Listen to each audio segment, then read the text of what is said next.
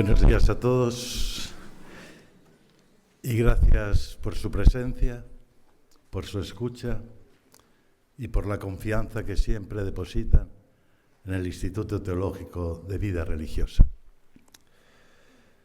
Quisiera compartir con ustedes, ya que de corazón se trata, lo que ha significado la presencia de Alicia Villar, la ponente, en mi vida.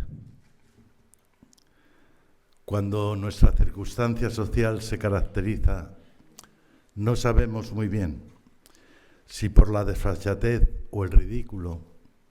Es bueno, muy bueno, ser convocados por hombres y mujeres que con profunda humildad, honestidad y rigor saben escuchar las íntimas llamadas de su corazón y mantenerse fiel a ellas.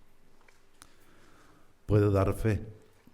Han sido muchas horas de trabajo juntos en la universidad, que Alicia es así, humilde, honesta, rigurosa y siempre, y ahora parafraseo la definición del alma bella de Schiller, inclinada a realizar lo moralmente bueno, no por obligación, sino movida por su propio deseo, con natural espontaneidad, con graciosa belleza.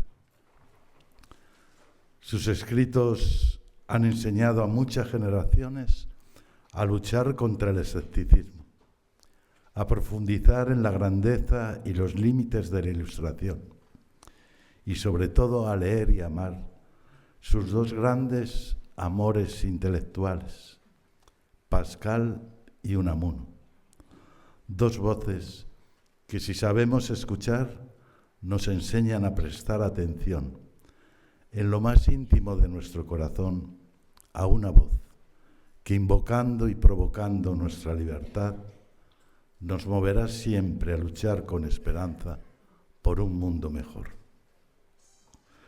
Su conferencia hoy lleva el título de Inteligencia y Sabiduría Cordial, una invitación a que los deseos de nuestro corazón, iluminados y ordenados adecuadamente por nuestra razón, busque siempre caminos de paz y de amor. Espero que gocéis con su presencia y con su palabra. Y Alicia, tienes 50 minutos, seré muy exigente. Y mientras tanto, saben ustedes, tienen las tarjetitas que pueden ir preparando sus preguntas que luego les formularemos e intentaremos responder en la medida de lo posible. Pues buenos días otra vez, muchas gracias a todos y gocen con la presencia de Alicia, que merece la pena.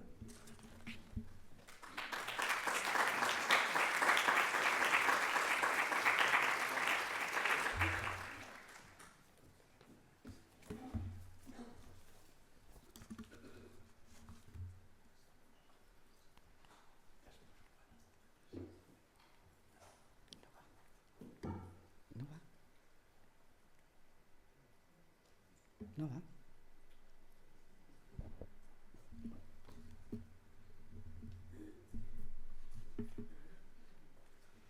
Bueno.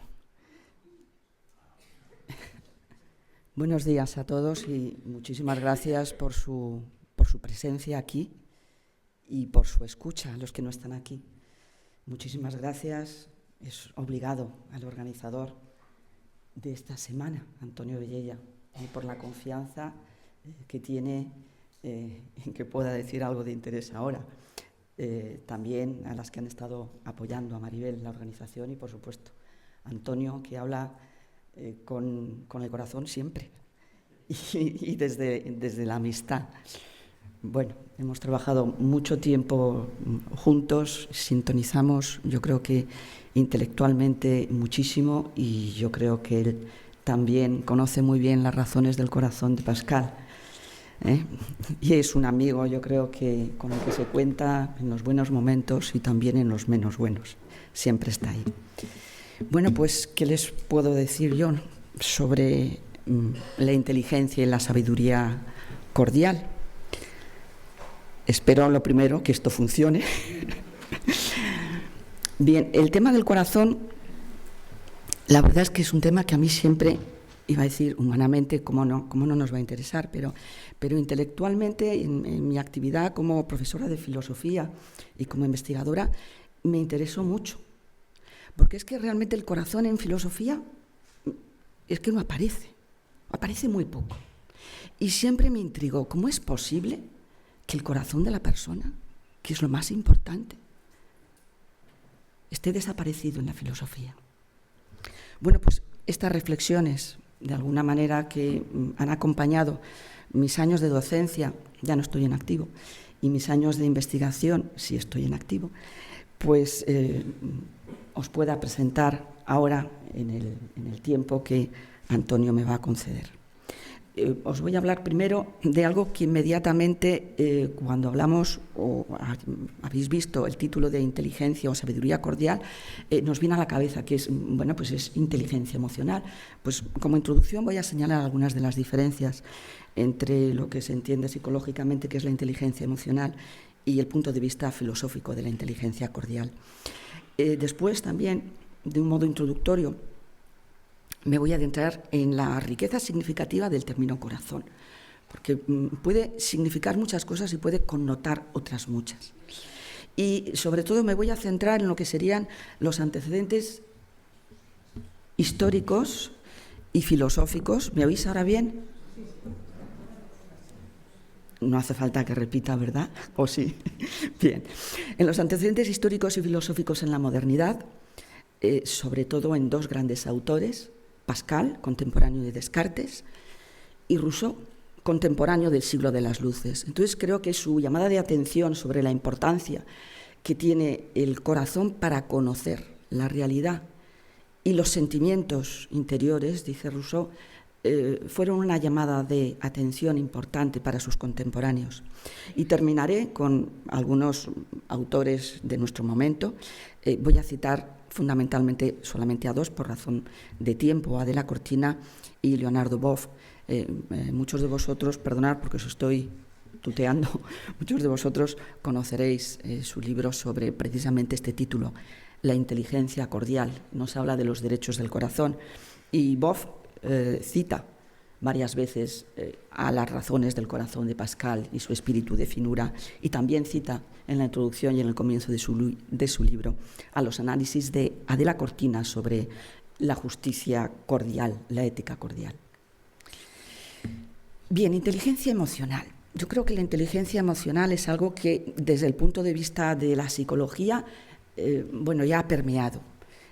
Todos sabemos qué significa la inteligencia emocional de alguna u otra manera. Hay que recordar que esto no siempre ha sido así. También es verdad que la psicología científica, vista, ¿no?, con una mirada un poco larga, pues tampoco tiene tanto recorrido.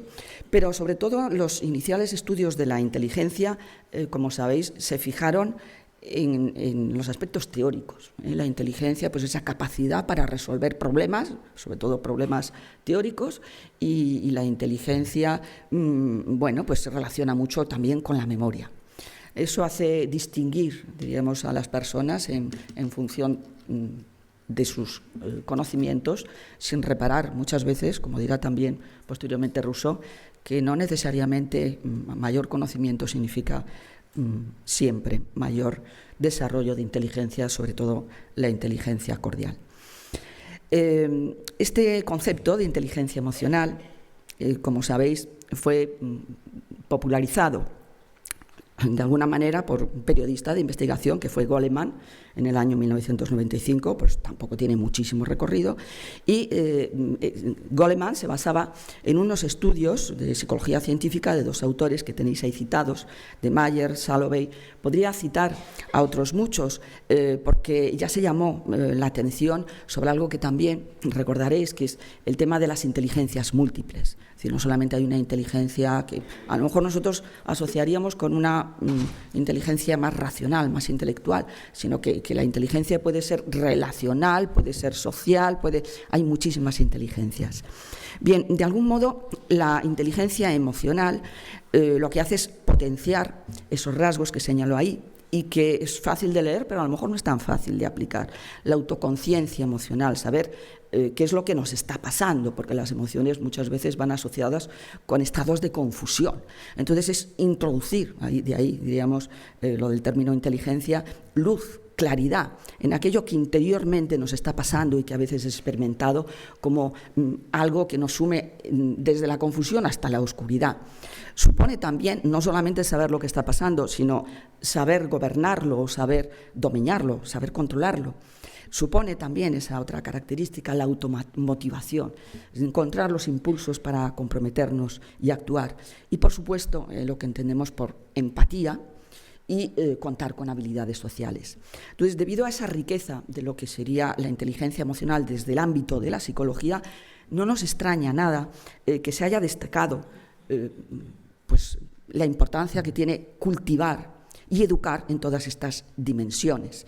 De nada vale el cúmulo de conocimientos si no hay también un desarrollo de la inteligencia emocional. De hecho, ya la UNESCO en el año 2002 dictó una serie de directrices que es interesante consultar al respecto y señalaba la importancia de aprender a cultivar todos estos aspectos que he señalado, la autoconciencia emocional, el autocontrol, e incorporarlas en el aprendizaje socioemocional. Estas directrices de la UNESCO, después de todo lo que fue la pandemia del COVID, han sido de nuevo desarrolladas en este periodo en el que sabemos que se han sufrido en ese momento y también después tantos problemas de salud mental. Está claro que esto pertenece al ámbito de la psicología, digamos la psicología más o menos científica, y el otro ámbito, que es el que yo voy a abordar, es el ámbito de la filosofía, y dentro de la filosofía moral. Aquí está lo que se llama la inteligencia cordial. Este término, tal cual, como antes les he señalado, lo encontramos en el libro de Leonardo Boff, pero encontramos otros autores, he citado también a De la Cortina, que nos habla de esa ética cordial y de esa justicia cordial. Se entiende como un complemento de la inteligencia cognitiva, que consiste en este procesar información y resolver problemas, y en subrayar el papel cognoscitivo del corazón, reivindicarlo, y subrayar también la importancia que tiene la compasión en nuestras decisiones y acciones morales. Vamos a comenzar por las significaciones de los términos cordial y corazón.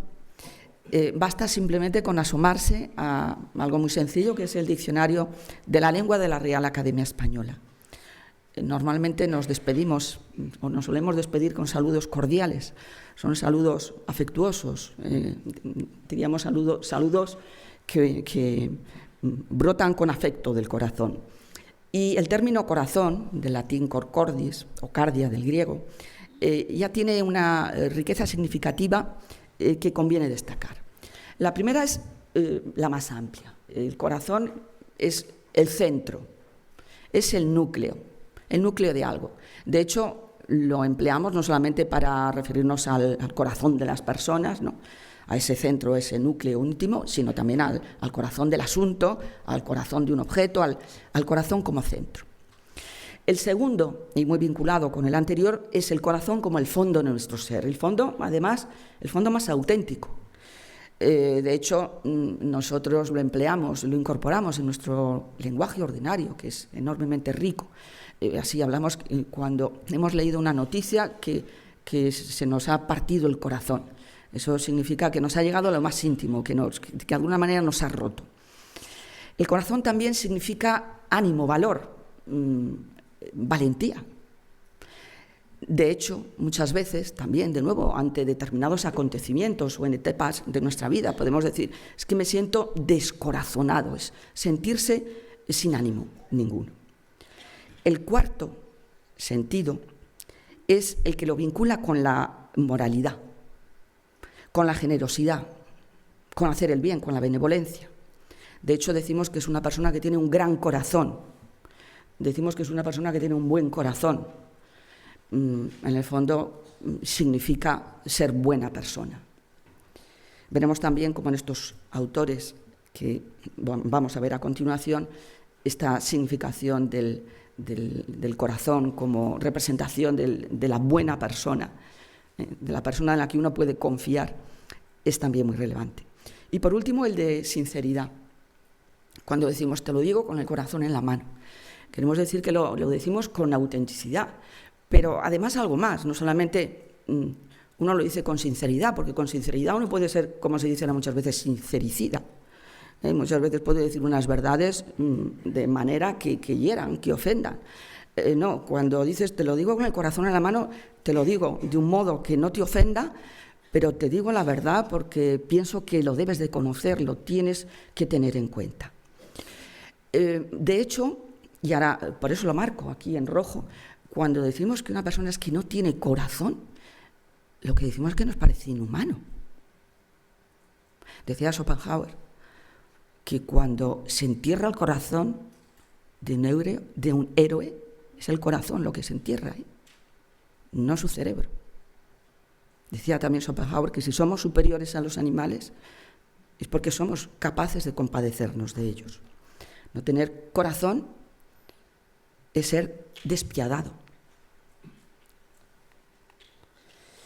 Vamos a ver la inteligencia cordial en la modernidad, y confieso que lo abordo en la modernidad, por supuesto podríamos verlo con mucho detalle en el pensamiento medieval y también en el pensamiento antiguo, pero la modernidad ha sido mi campo de investigación y me ha asomado, diríamos, con mayor detalle que en los otros periodos.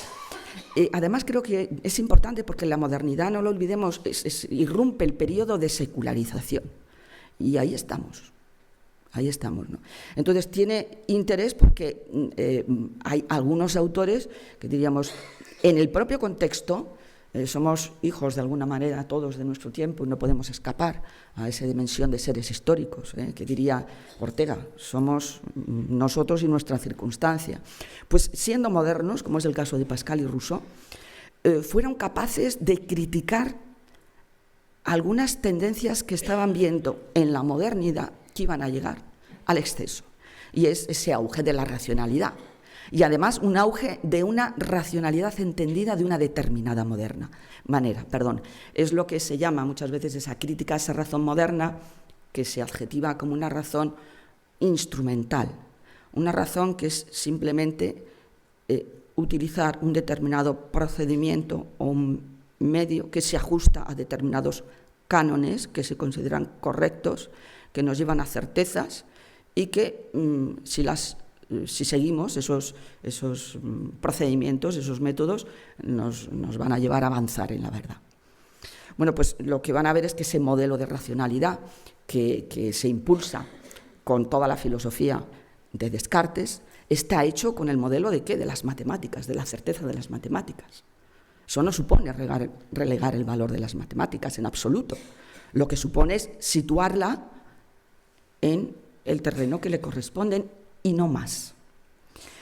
Es decir, la mentalidad calculadora la necesitamos, pero no en todo.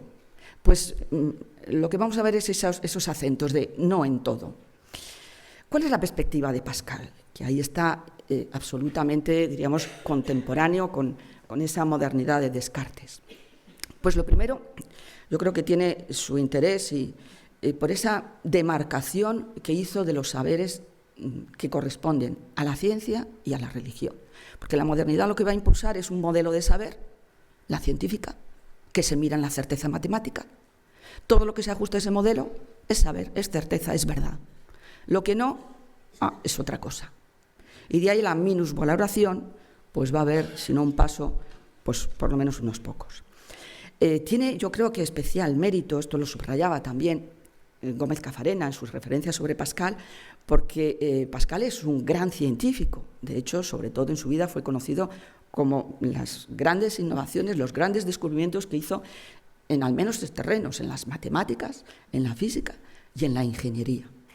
Pero sin negar la importancia y impulsando la idea del progreso de los saberes, como otros autores modernos, también como los posteriores ilustrados, demarcó muy bien el terreno de lo que sería, hoy llamaríamos, filosofía de la religión, de las creencias religiosas.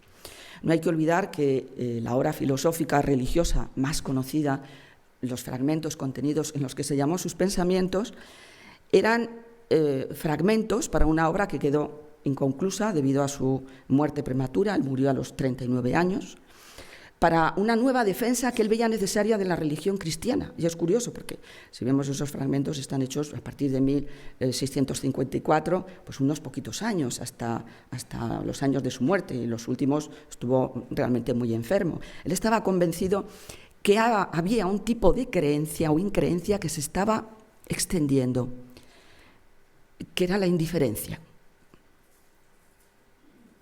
Parece no tan preocupado como con el ateísmo, como con la indiferencia. Con el mundo sin Dios, dirá él, donde Dios parece que es una imaginación, es algo que está llamado a ser superada con el paso de la historia y los desarrollos científicos. Pues esa primera intuición que él tiene es muy temprana. Luego habrá otros autores que esto efectivamente lo van a defender.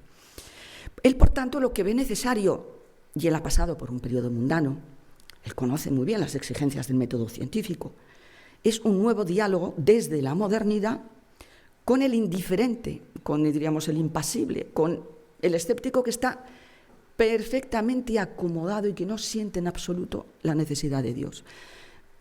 Es ese diálogo que él quiere acometer, y en ese contexto es donde debemos de situar ahora sus reflexiones sobre la importancia del corazón.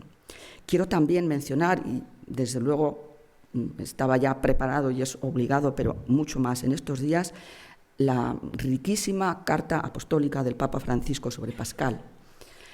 Ahí simplemente recojo algunas de sus calificaciones. Infatigable buscador de la verdad, en todo terreno, no solamente el científico. Inteligencia prodigiosa. Y a pesar de todos esos hallazgos científicos, nos recordó que fuera de los objetivos del amor no hay verdad que merezca la pena.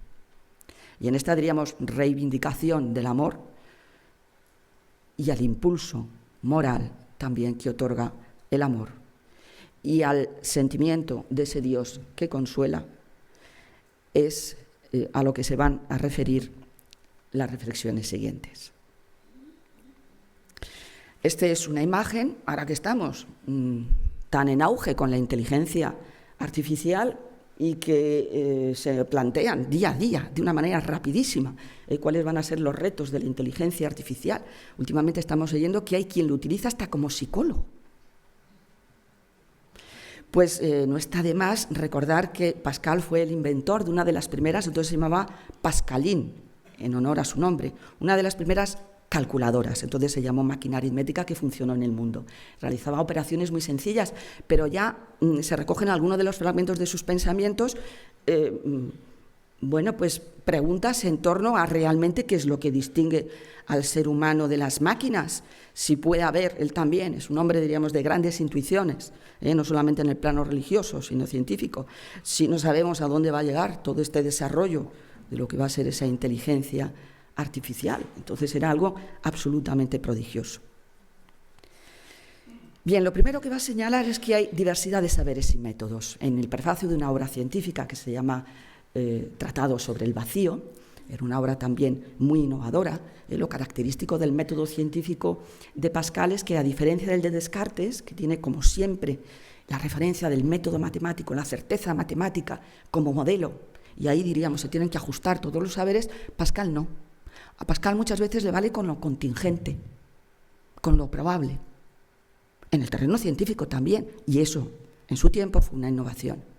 Y en segundo lugar, se da cuenta que no vale un método para todos los saberes, sino que a cada cuestión hay que aplicar un método diferente.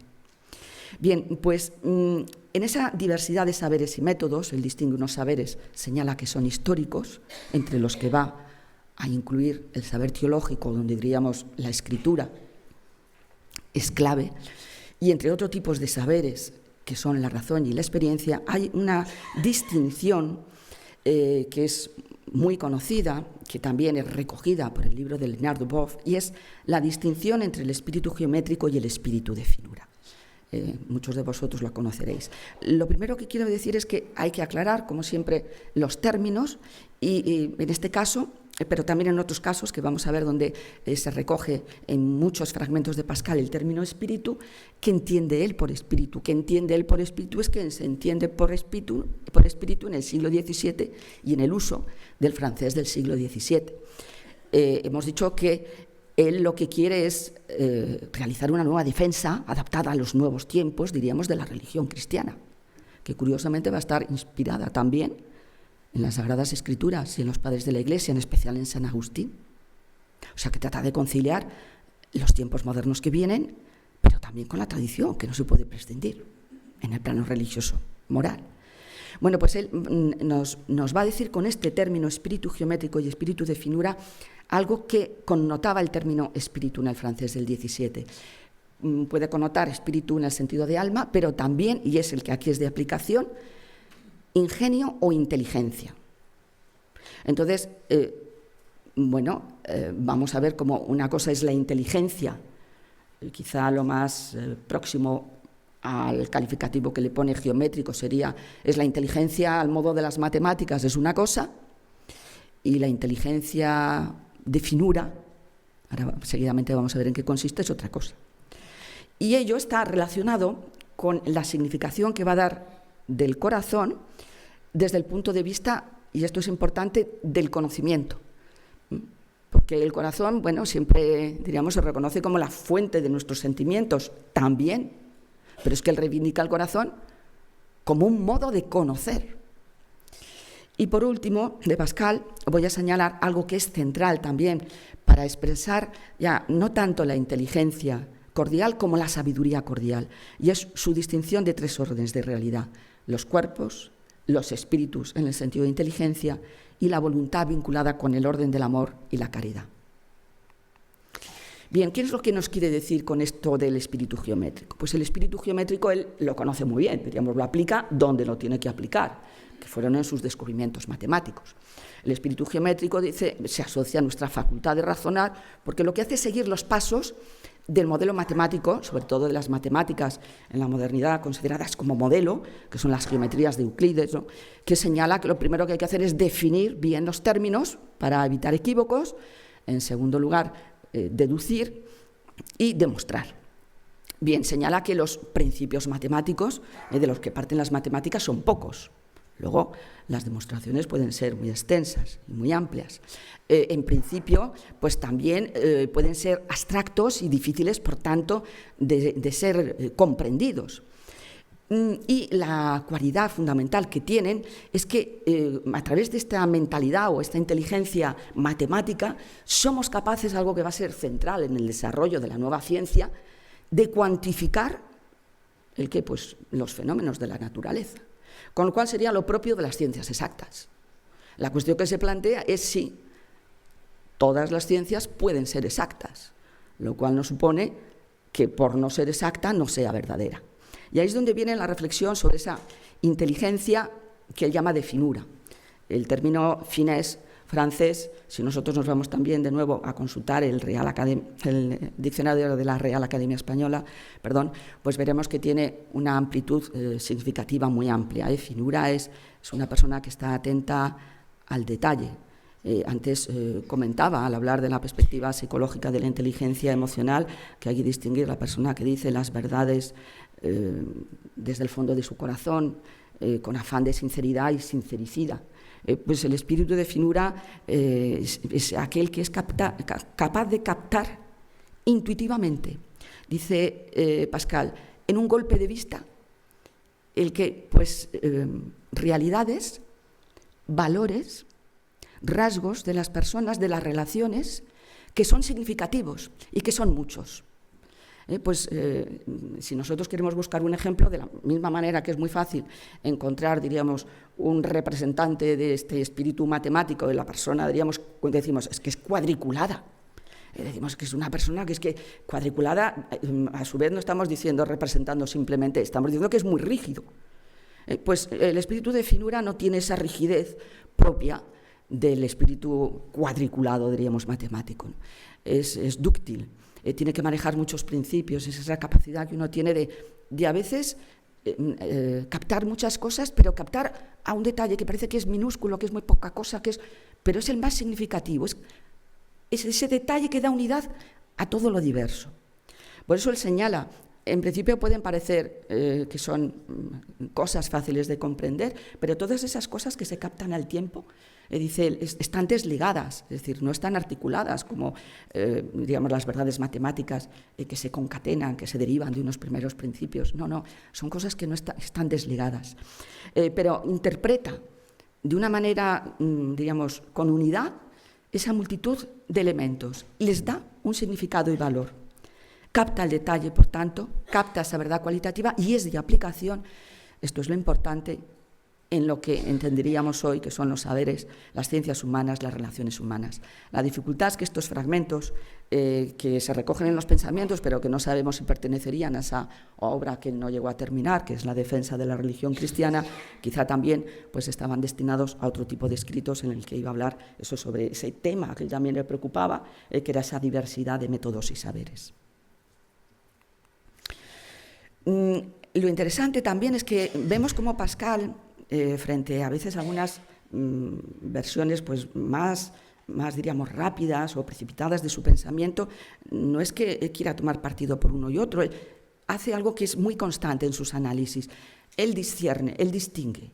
Entonces, uno y otro tienen sus limitaciones, tienen sus saberes y sus debes. El espíritu, diríamos, matemático, pues tiene la limitación que muchas veces, diríamos, esta persona cuadriculada que no ve lo que tiene delante de los ojos, no ve lo que le están diciendo, no ve cómo... Por eso señala, los geómetras muchas veces se pierden en esas relaciones humanas, llevados por su exceso, diríamos, de matematicismo. Representa ese ser racional, entonces, con la significación que tiene la modernidad lo racional, lo cerebral, que no admite que se pueda conocer de otro modo. En cambio, el espíritu de finura tiene también sus limitaciones, porque tiene dificultad para entender muchas veces, si cree que todo lo puede entender de manera intuitiva, pues para conocer los principios más abstractos de la geometría. Están acostumbrados a juzgar intuitivamente y, por tanto, se pierden con abstracciones. Ahí vemos el texto sobre los conocimientos del corazón. Este es central, porque este es un fragmento que está en una serie de fragmentos que marca la grandeza humana. La estructura de los pensamientos de Pascal es primero señalar lo que él llama miseria del hombre de Dios, en el fondo señalar la fragilidad y la necesidad que tenemos de ser acogidos, de consuelo, de ser perdonados también.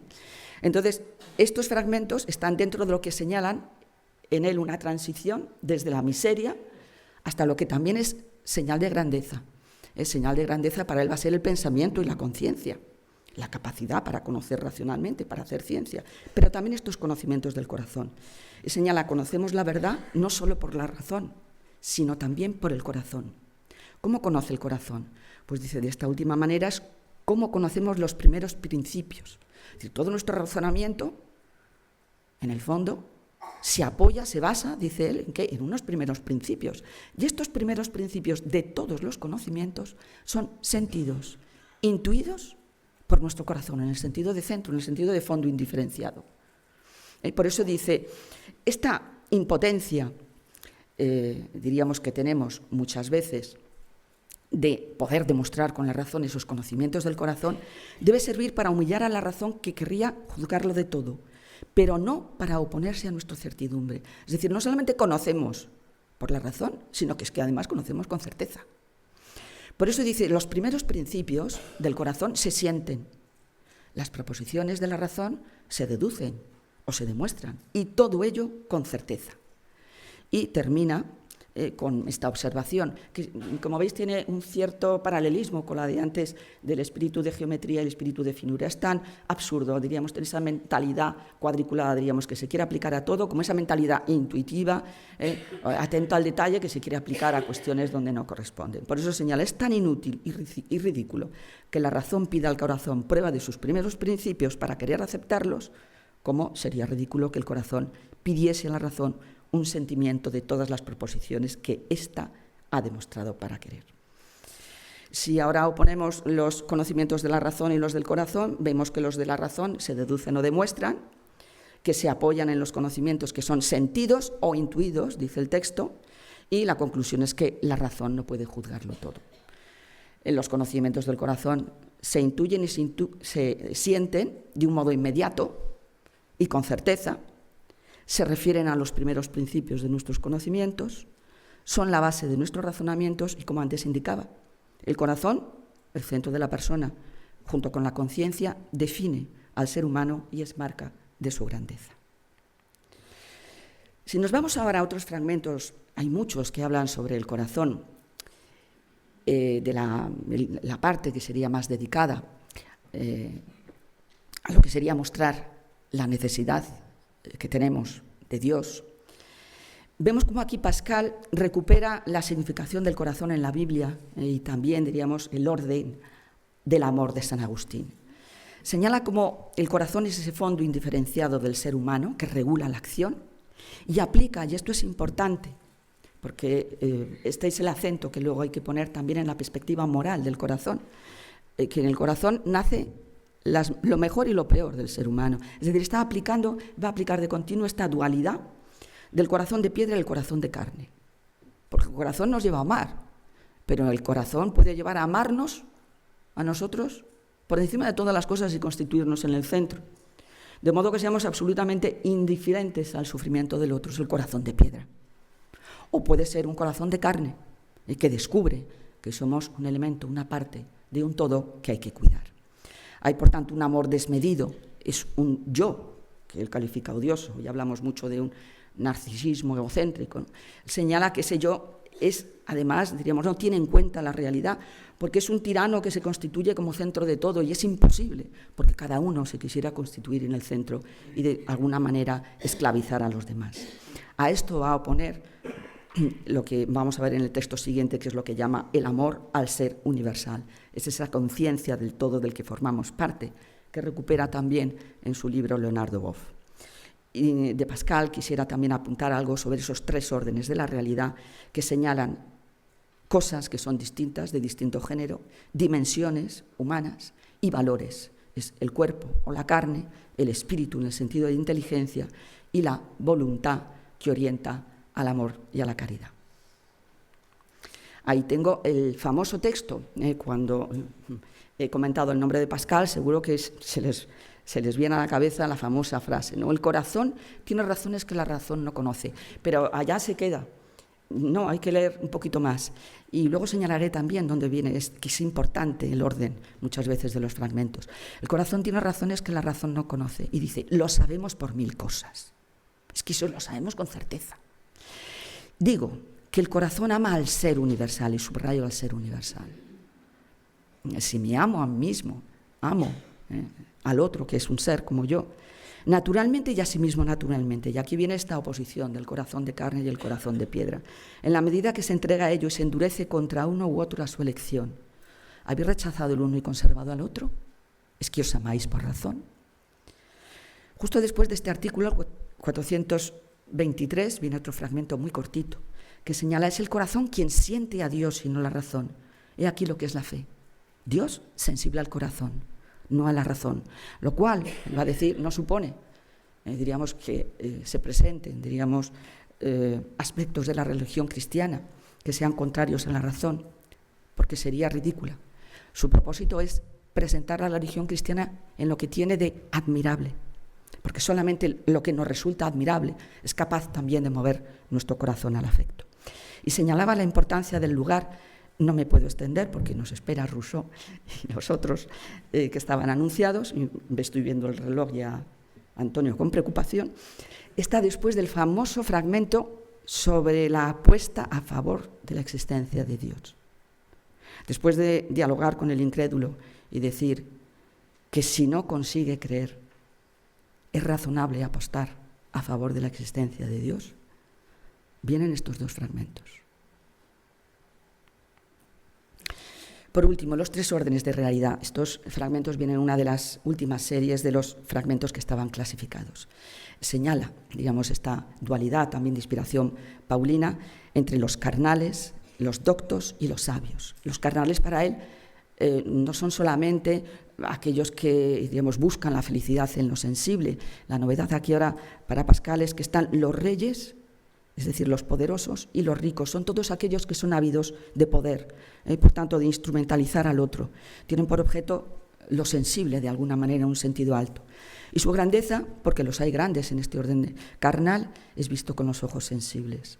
El segundo orden es el de los doctos. Tienen por objeto, dice a veces, el espíritu, en el sentido de inteligencia. Y el último son el orden de la sabiduría y de los santos. Aquí es donde viene, diríamos, la oportunidad de esa expresión de sabiduría cordial. Tienen por objeto la justicia y Dios les basta. Cada uno de sus órdenes tiene su interés, no se trata de negarlos, son necesarios. Y señala que hay figuras excelentes en cada uno de los órdenes. Uno sería Alejandro, gran Alejandro, representación de esa grandeza, de lo sensible, del poder. Del segundo, en el orden de lo intelectivo, estaría Arquímedes. Y en el tercero, Jesucristo, mediador entre los hombres. Representan tres figuras excelentes en los respectivos órdenes. Y señala, ahí es donde viene la expresión, al final del fragmento. Jesucristo, sin bienes ni aportación científica, está en su orden de santidad. Humilde, paciente, santo. Va enunciando todas las características, las virtudes de la figura de Jesucristo. Con qué gran pompa ha venido y en una prodigiosa magnificencia ante los ojos del corazón que ven la sabiduría. Porque es que el corazón ve esa sabiduría específica que no puede ser vista desde las otras dos perspectivas. Voy a terminar ya con Pascal. Lo que vamos a ver en él es que si hay una gran distancia entre lo sensible y lo inteligible, quien está apegado a lo sensible no es capaz de ver la grandeza de lo intelectual. Pues de la misma manera, dice, hay una distancia infinita de la inteligencia con la caridad, porque la caridad es sobrenatural. Confundir la esfera propia de cada orden con otra conduce al error, a la tiranía o al ridículo. Y tirano es el que pretende obtener por una vía lo que no se puede obtener por la que le corresponde.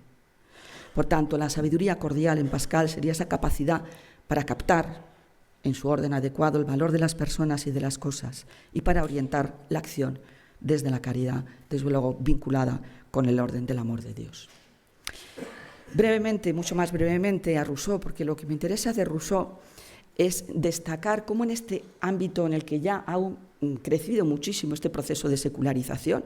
Recuerdo cómo la enciclopedia francesa se presenta como diccionario, subrayo, razonado de las ciencias de las artes y de los oficios, que para sus contemporáneos va a suponer el gran progreso de los conocimientos.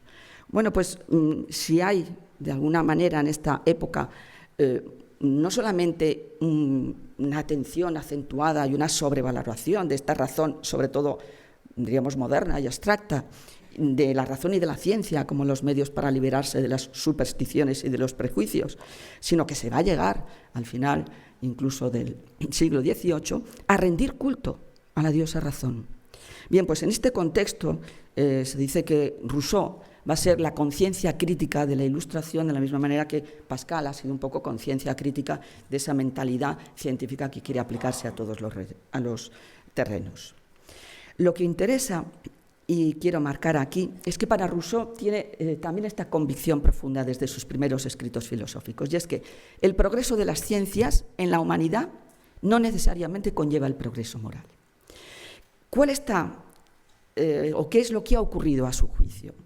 Pues a su juicio lo que ha ocurrido es que las sociedades civilizadas, a medida que se han corrompido y han desarrollado, diríamos, estructuras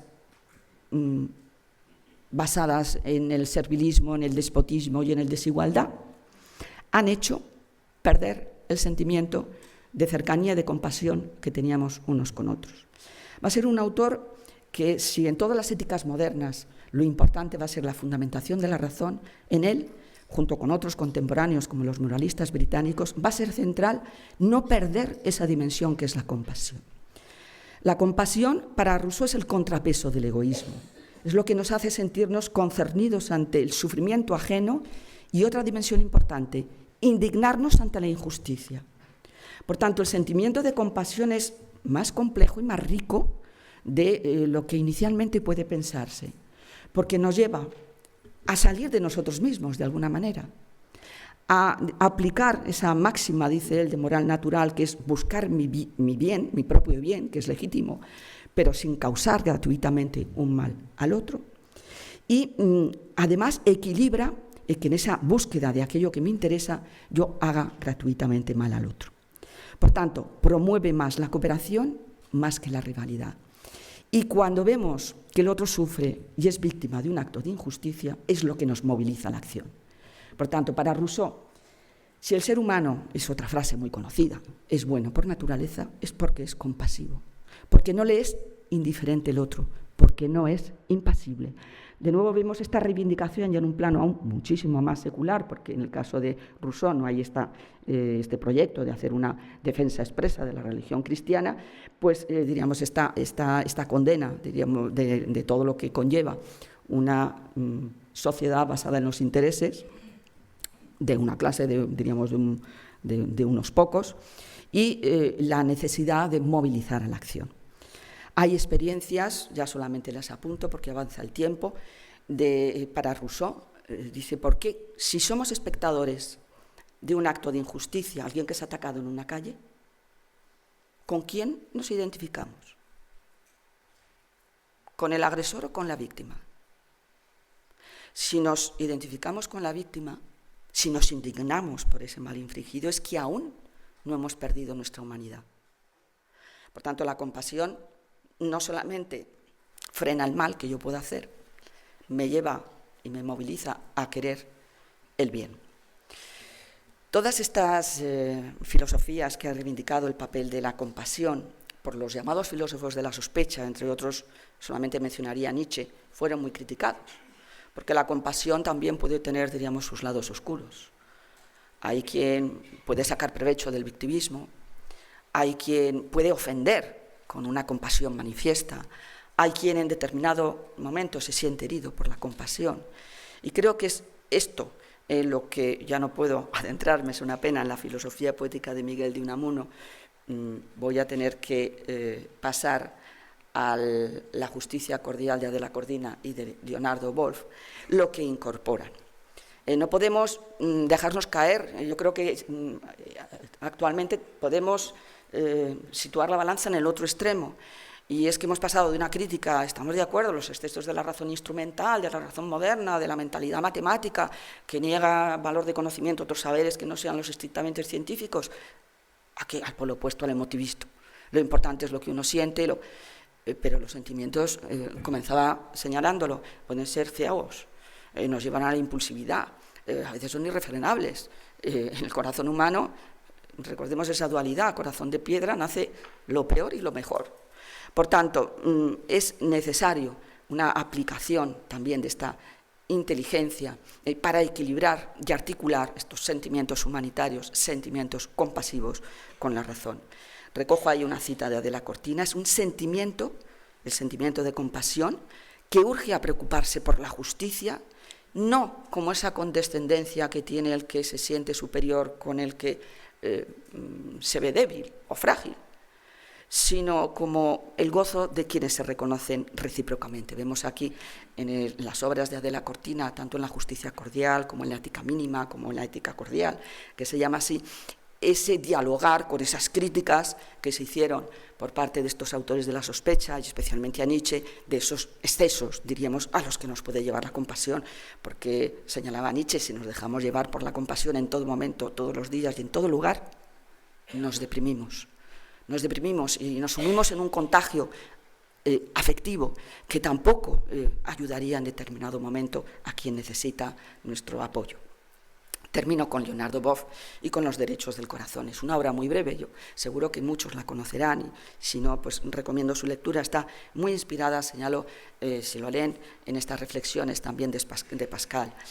Señala como si el desarrollo ya, diríamos, científico-técnico, ya estamos viendo lo que está conduciendo y muchas veces tememos a lo que puede conducir.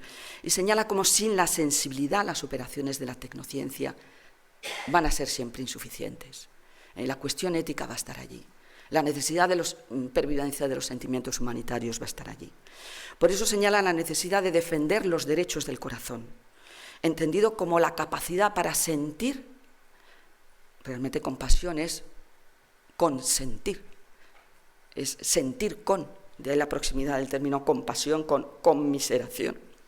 Sentir profundamente, el corazón como centro, los derechos, no solamente ahora ya de los otros, en este sentido, lo propio de este análisis de Leonardo Boff es que lo aplica a los seres vivos, al cuidado, dice él, de nuestra casa común.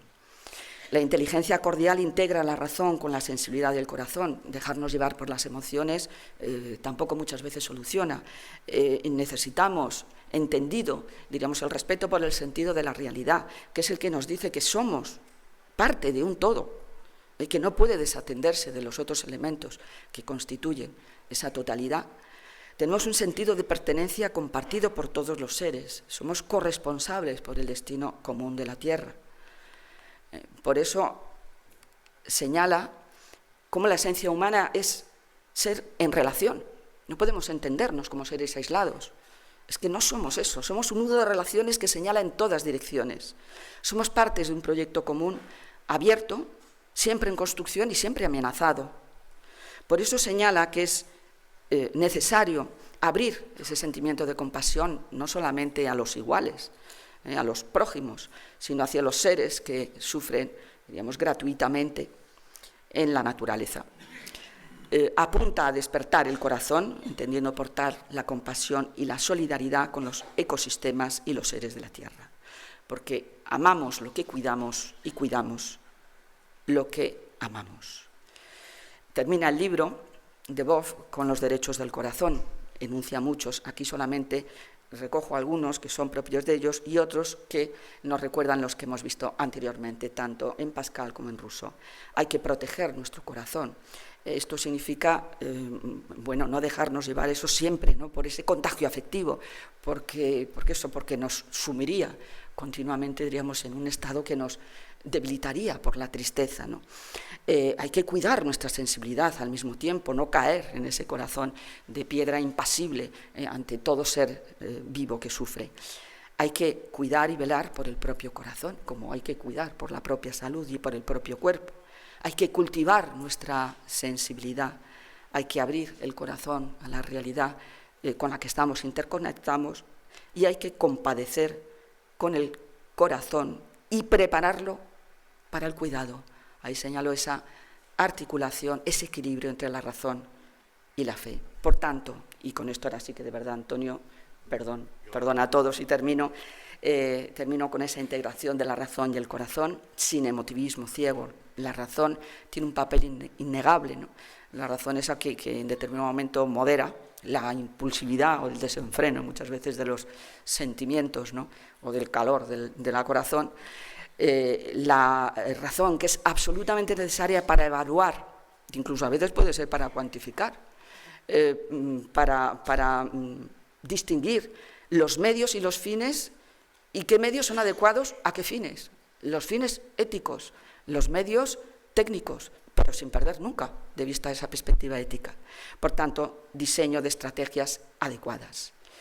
Termino con ese recordatorio de que no somos un nudo de relaciones, no somos nada más que un nudo de relaciones integrales, no esa imagen de esta inteligencia artificial al que parece que vamos abocados, y tener siempre presente esa reflexión, diríamos, intemporal, que la persona sin corazón, la impasible, la indiferente ante la injusticia, tanto como por el sufrimiento por el otro, es como bronce que resuena o címbalo que retiñe. Pues muchísimas gracias y perdón a todos por el tiempo.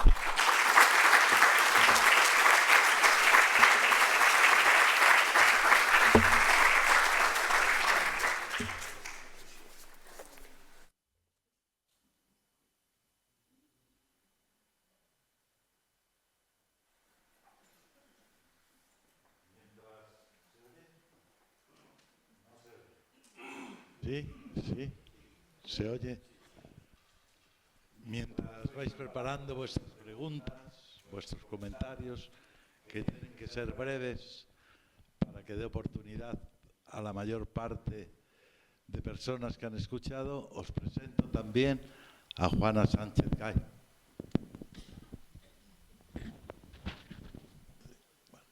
Gracias. Bueno, tú coge y ya veremos si hablas o no. Juana es catedrática de metafísica, ha sido, porque ahora los tres estamos en edad de jubilación, ha sido catedrática de Metafísica en la Universidad Autónoma de Madrid. Sus grandes amores, la filosofía española, y su gran amor, María Zambrano. Estuvo en mi tribunal de doctorado haciéndome preguntas precisamente sobre la razón poética, la capacidad que tiene la poesía de ofrecer razones a la razón para que la vida se ajuste al corazón. Nos ayudará entre los tres a responder y animar el diálogo. Pues muchas gracias, Juana, por querer estar aquí con nosotros, por tu presencia y, por supuesto, tienes libertad de hablar. ¿Tenemos las preguntas? Gracias. No, tiene el micrófono ella. Tú tienes el tuyo. Gracias, Alicia. ¿Podrías profundizar un poco en el espíritu de finura? ¿Es algo natural en ciertas personas o se puede formar? Muchas gracias. Pues es algo natural. Hay personas más intuitivas. ¿No se oye? A ver. Cogemos este. Sí. Pues, perdona.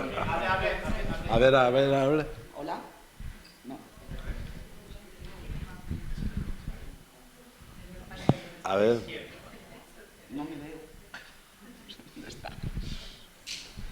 Aquí. ¿Ahora? Se me ha perdido. Gracias.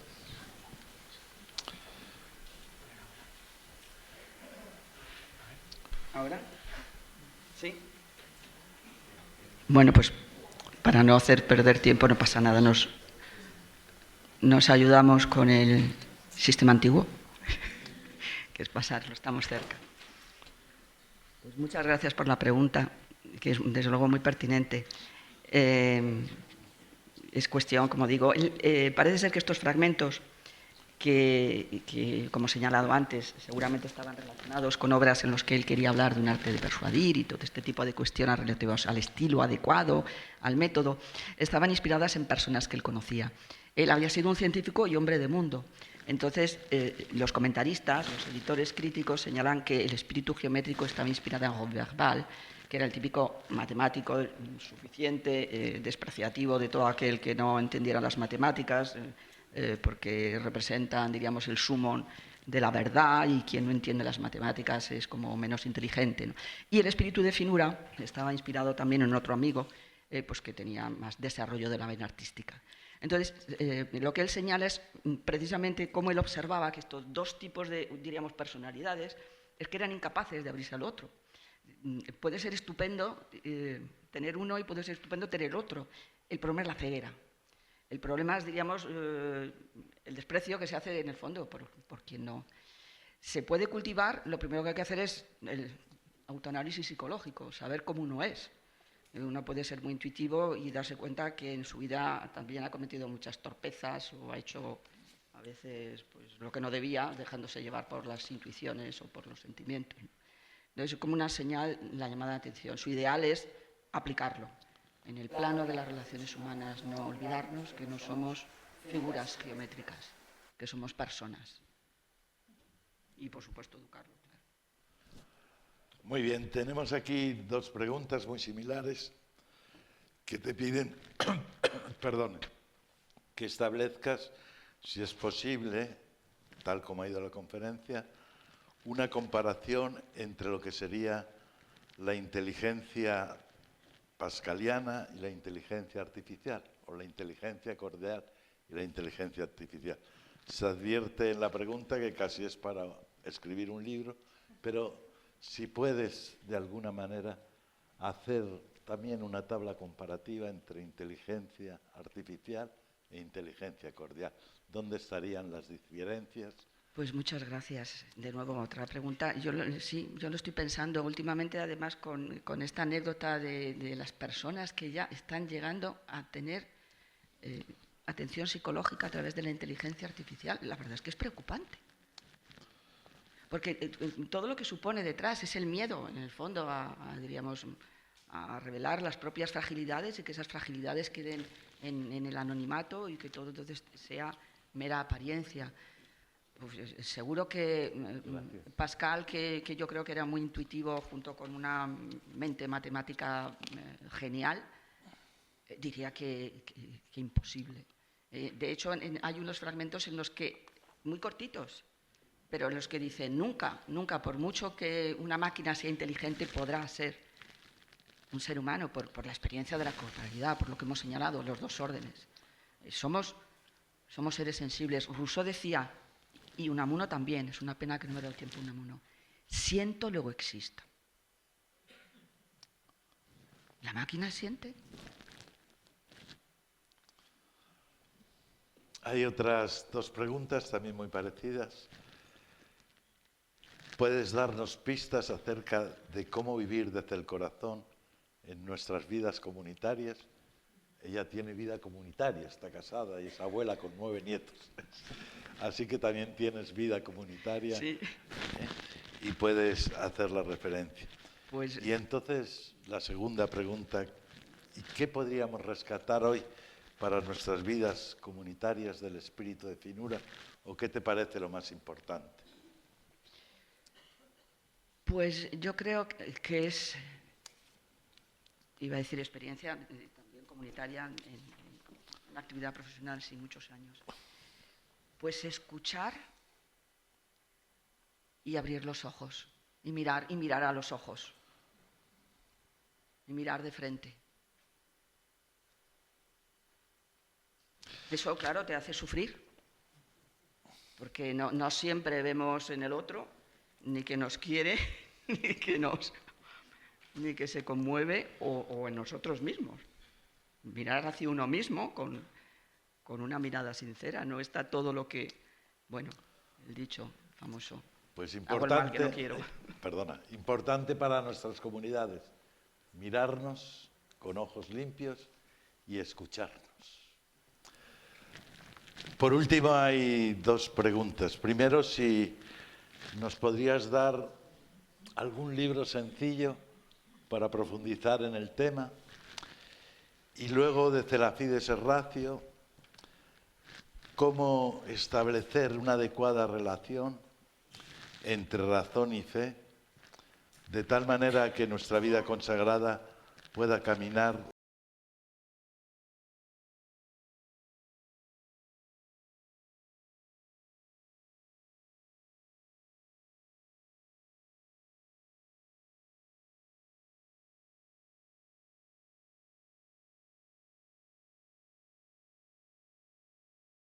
la lectura de Fides Ratio como la carta apostólica, también la última encíclica del Papa dedicada al Papa Francisco al corazón, es curioso, ¿no?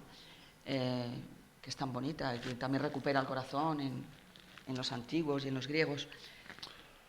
Pues yo, después de darle muchas vueltas al propósito de Pascal, porque a pesar de que la obra de los pensamientos no es la crítica a la razón pura, práctica y del juicio, es decir, no es extensísima, sí es complicada para encontrar y no perderse en los vericuetos, Pascal tiene claro que es que si se desprecia la religión, si es despreciable, no hay nada que hacer.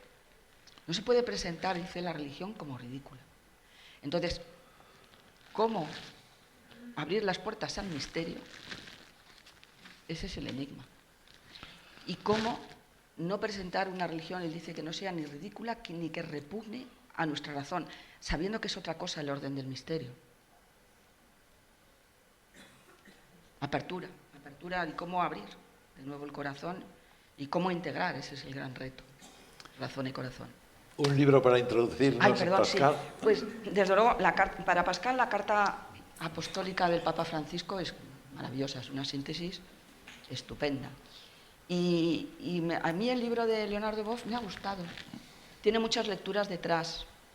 Tiene a lo mejor otros aspectos donde nos reconocemos menos, pero eso pasa en todos los libros. Pues yo creo que también es muy bueno el ejercicio de tolerancia que uno hace muchas veces. Eso nos enseña mucho la filosofía. En todos los filósofos, en todos encontramos pros y contras. Entonces, bueno, es una buena síntesis de lo que significa. Muchísimas gracias, Antonio, por tu generosidad. Y no se me olvide, por favor, con esa presentación. Pues recordamos todos, para acabar, que el corazón es fiel a la compasión cuando responde con justicia y sobre todo a los más pobres de la tierra.